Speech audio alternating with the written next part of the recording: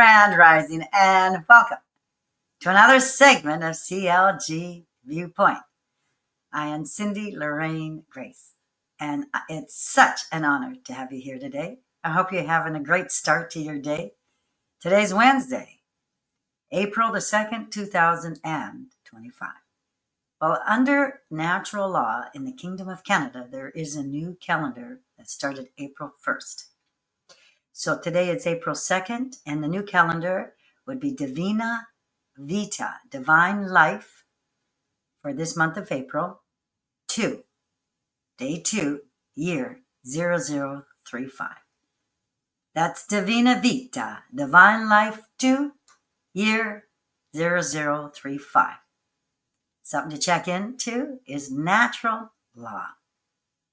Well, today we'll be covering health sense. The miracle tree Big Pharma doesn't want you to know about.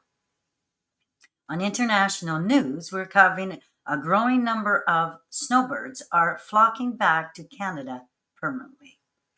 Under local news, Alberta changing trucker training. 9 supervised consumption sites in Ontario switch to addiction recovery hubs. BC healthcare leadership overhaul continues as formal reviews begin. This is great news. Gas prices tumbling in Greater Victoria after BC eliminates consumer carbon tax. And transformative healthcare housing project coming to Campbell River. Well, each segment I like to start with the clearing. It clears all low energy entities. And to do that, I use a sage stick clearing. I light up a sage stick, and this clears all the low energy entities out of my space, leaving only divine love and divine light. And so it is. Now, on to the video. The miracle tree Big Pharma doesn't want you to know about. Introduce you to nature's ultimate healer, moringa. This isn't just a plant, it's a life changer. Imagine a single tree packed with the power to fight over 300 diseases. Yes, you heard that right, cancer, diabetes, arthritis, and so much more. Moringa is bursting with nutrients, antioxidants, and anti-inflammatory properties that heal your body from the inside out. It doesn't just treat symptoms, it rebuilds and protects. With moringa, you can supercharge your immunity, reduce pain and inflammation, and even fight off tumor growth. This is your chance to take control of your health, to feel stronger, more vibrant and full of life. Don't wait for the perfect moment, this is it. Bring moringa into your life today and experience the miracle for yourself. And now, on to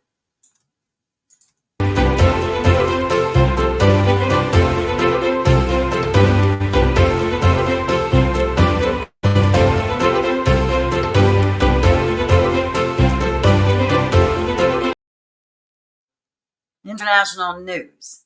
CTV's Caitlin Wilson reports, with ongoing tensions between Canada and the U.S., a growing number of snowbirds are flocking back to Canada permanently. On to the video. To for sale signs south of the border now in what is increasingly becoming a trend amid growing political tensions and economic uncertainty. Some Canadian snowbirds are packing up and saying goodbye to their U.S. homes for good. CTV's Caitlin Wilson joins us live now with more on this. Caitlin. Patricia, Mike Dunlop and his wife are longtime snowbirds and among a growing number of Canadians choosing to leave the United States behind. And they aren't alone. Real estate agents say they're also seeing an uptick in listings as Canadians look for new places to spend the winter. What about right there? Right here? Yeah. This Canadian flag isn't just a symbol of home for Mike Dunlop and his wife. It's a message to the one they leave behind.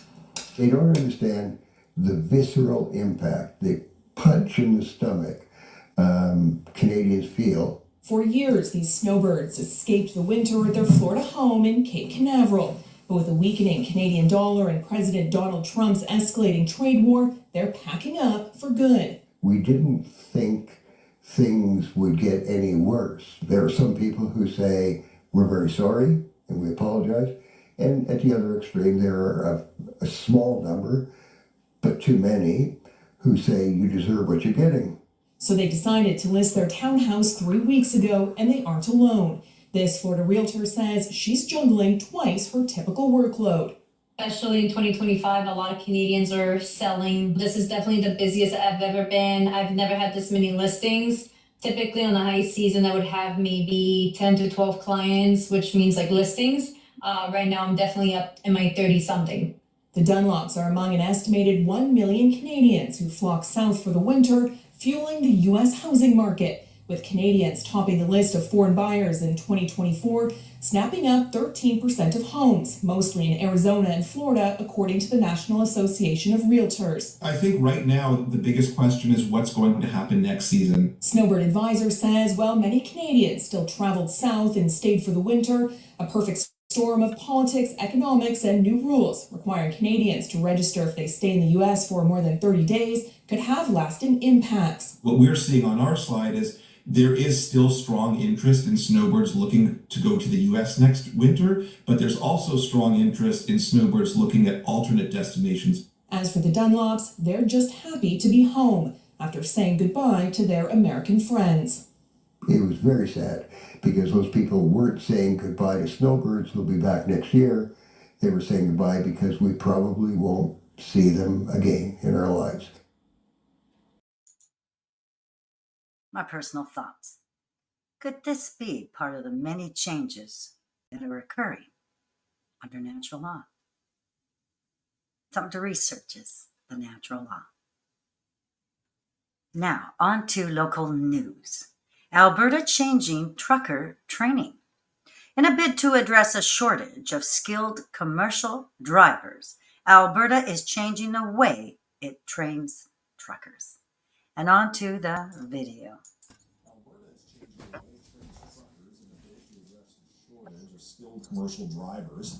Calling it an apprenticeship-style approach to training, the province says aspiring operators will now need 133 hours of instruction. That's up from 113 hours. Employers can now be reimbursed up to $10,000 for Class 1 training costs and can access another $10,000 to hire drivers with less than 2 years of experience. The Transportation Minister says the plan is focused on more than just driver recruitment and retention.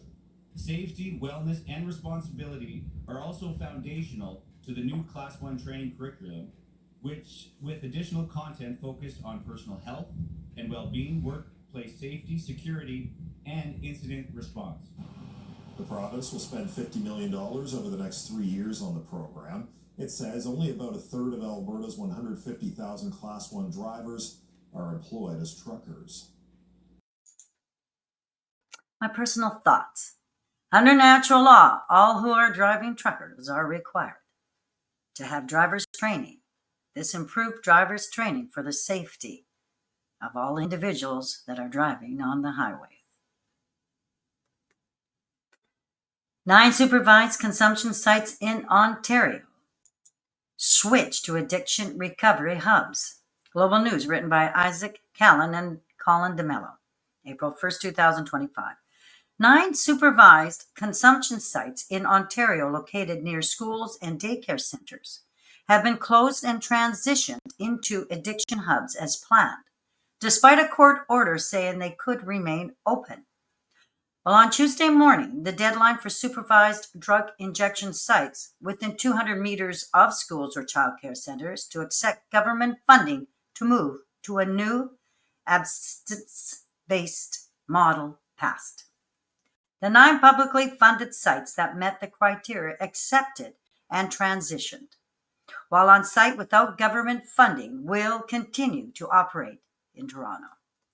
The transition marks the end of a months-long process triggered last summer when Minister of Health Sylvia Jones announced an effective ban on supervised consumption sites located within 200 meters of schools and daycare centers. Toward the end of 2024, her government passed a law which ordered 10 sites across Ontario located within that radius to close on or before March 31st. 9 of them were offered funding to transition into a new model of addiction recovery. A 10th was not. Now on to the video.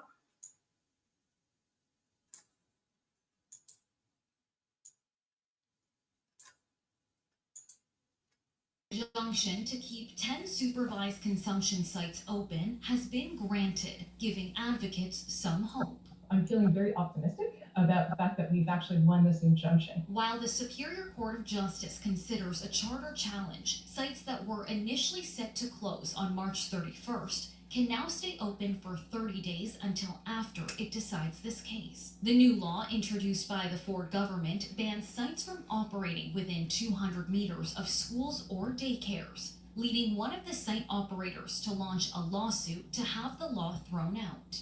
We asked for this entire case so that we could stay open, so we're thrilled, and it's wonderful that we can stay open on Tuesday. The reprieve still has its challenges. The majority of sites will not be able to operate, despite the fact that on paper we are not illegal. We can actually operate, but we don't have the funding. The Ministry of Health says its priority is to protect the community from dangerous public drug use occurring at drug injection sites. It was in 2023 when 44-year-old mother Carolina Hubner-Makarot was killed by a stray bullet in Leslieville, triggering community concern and a review of the site, leading to the legislation in question. It's a mixed reaction from the community. Especially after what happened 2 years ago, it's just heartbreaking to know that there was not much of a system to protect the public. I haven't seen a lot of problems. This is also one of 9 supervised drug injection sites that's slated to transition into a homelessness and addiction recovery treatment hub called Heart Hubs, and the province says that will proceed as planned on April 1st. We are questioning Heart Hubs as a replacement, obviously, for our supervised consumption sites because they do not offer the same services. So taking away the services that actually address that toxic supply will mean that the death rate will increase. Lexi Benedict, Global News. My personal thoughts. Could Heart Hub be part of the initial stages to the I Am Cured program under natural law? BC healthcare leadership overhauls continues as former reviews begin. Written by Penny DeFlaws.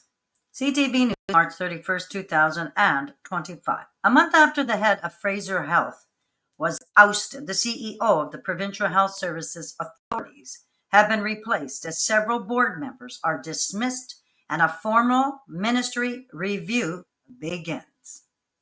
The New Democrats have promised to review health authority spending and decision-making on the provincial campaign trail in the fall, and on Monday, Minister Josie Osborne announced PHSA would be the first to come under the microscope. Both the health minister and the premier focused on the review rather than the change of leadership in the C-suite and in the boardroom. Fraser Health Board Chair Jim Sinclair and several other members have ended their terms, according to Osborne, as have other board members at PHSA. Thank you so much to all the individuals who have served on health authority boards over the past years. Welcome to the new members, she said.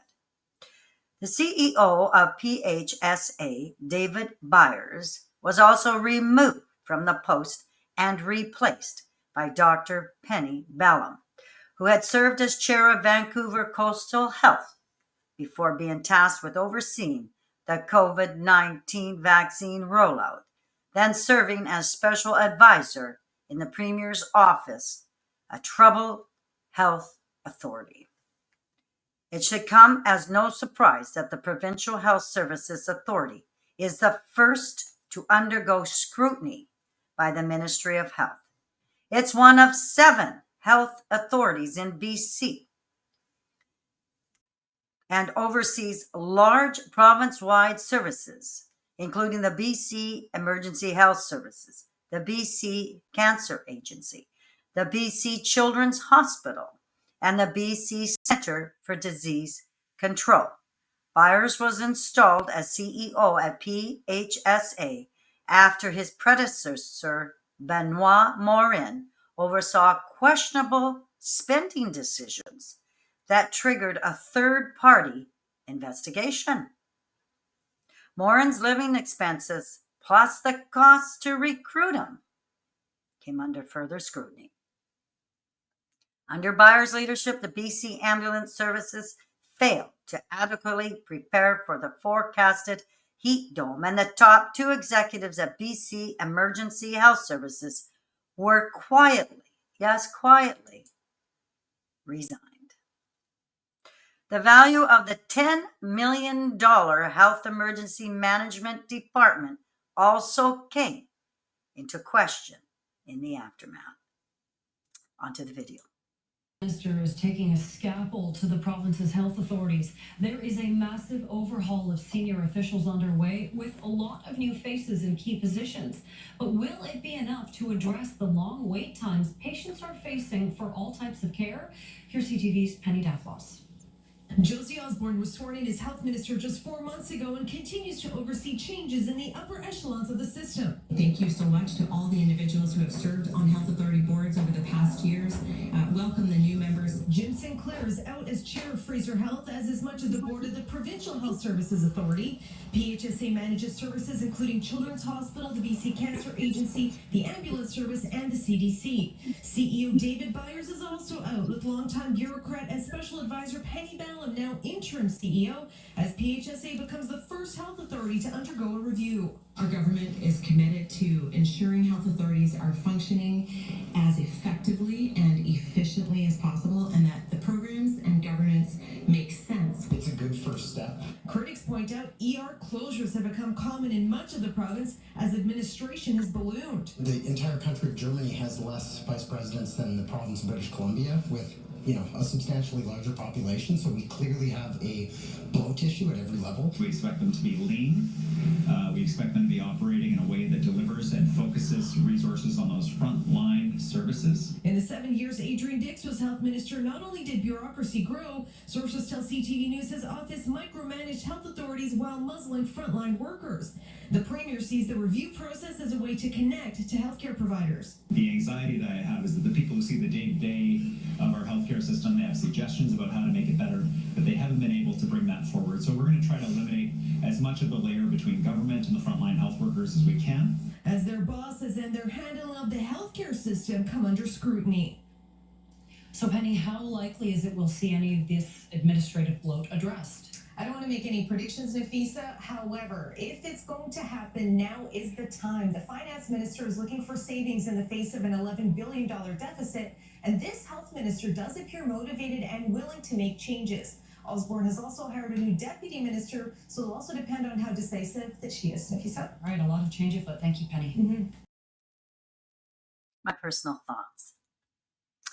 Could this review be a full forensic audit being done on all the health authorities, starting with this one, under natural law?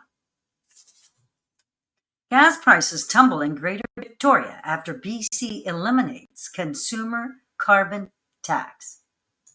Check News by Adam Chan, April 1st, 2025. This is great news. Gas prices saw an 18-cent drop in Greater Victoria on Tuesday morning, a day after BC Premier David Eby projected they'd drop after the province eliminated its consumer carbon tax. Gas prices at many stations in Greater Victoria were down to 160.9 cents as of 9 a.m. Tuesday, an 18-cent drop from the average of 178.9 cents seen the day before. The reduction came after BC ended its consumer carbon tax following a marathon legislative session on Monday night. The province itself ended its consumer carbon tax after Liberal leader Mark Carney ended the federal carbon tax on March 14th. While the elimination of the consumer carbon tax is bringing some relief at the pumps, the tax itself was set to give the BC government $3 billion in revenue this year. On Monday, Eby said that the $200 million of that hole would be filled by a tax still in place for industrial users, which is part of an output-based emissions tax, while another $1 billion could come from the province canceling a climate action tax credit program for low-income British Columbians. Eby also said that the province would review after climate change programs, but could not say on Monday how the government planned to handle the remaining $1.8 billion shortfall made by ending the consumer carbon tax. While meanwhile, the Premier said that the BC had transparency legislation in place to monitor oil and gas companies to make sure that tax reduction does not lead to higher profits and price gouging for customers. My personal thoughts. As we transition from the old system to the new system of natural law, there will be no more taxes except for a tax for new products that are being purchased, but all other taxes are to be eliminated. The natural law has been created and to be implemented quick, fast, and a hurry. Where will the money come from? Our natural resources. We have lots of natural resources. That's what it is. Transformative healthcare housing project coming to Campbell River. Check News, March 31st, 2025. A one-of-a-kind accommodation model in Campbell River will soon benefit hospital patients and their families, as well as some medical staff.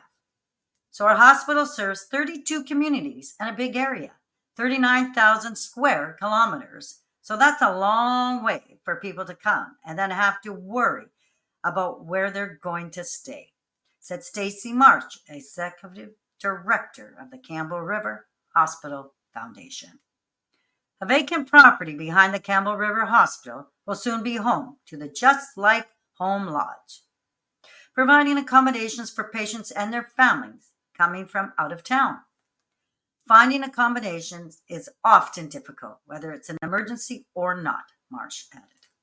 It could be 3 in the morning or 3 in the afternoon, but the length of stay can be difficult for people, or when they can check in or check out.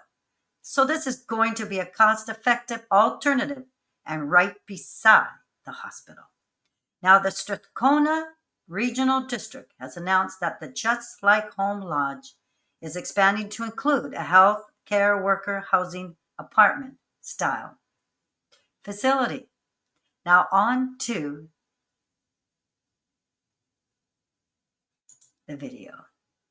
Property behind Campbell River Hospital will soon be home to a project called Just Like Home, providing Just Like Home accommodations for patients and their families coming from out of town.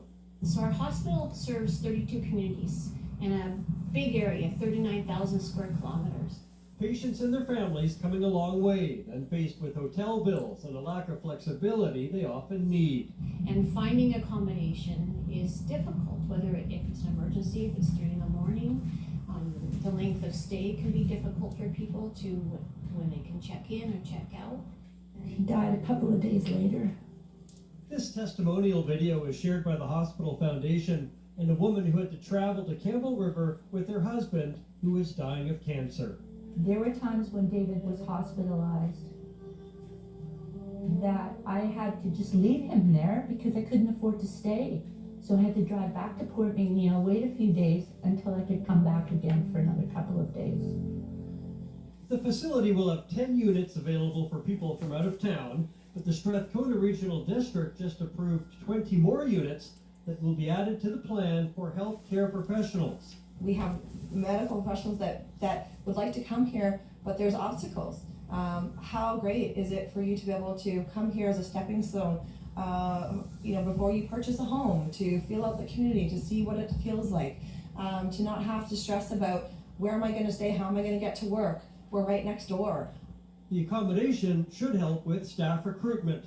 For instance, the lab is short-staffed, and bringing people in and being able to recruit those people to this area is important. We're really hopeful that this will help entice and retain medical professionals in our community, because it's not just for Campbell River, it's for our whole region. They hope to break ground sometime later this summer. The Campbell River Hospital Foundation needed to raise $2 million for the initial part of the project, and it's almost there at $1.9 million. You can find more information at justlikehomecr.ca. My personal thoughts. Having a place for people to stay close to the hospital while they and their families are in need of hospital care will surely be a great family benefit. I am Cindy Lorraine Grais of CLG View Point, and I thank you so much from the bottom of my heart. Thank you for being here today. Share it if you'd like to others, and enjoy, and have a truly wonderful day, and see you on Wednesday, April 3rd, 2025. I have a video to show you the benefits of drinking water on an empty stomach. And so it is. Until we meet again. Thank you so much.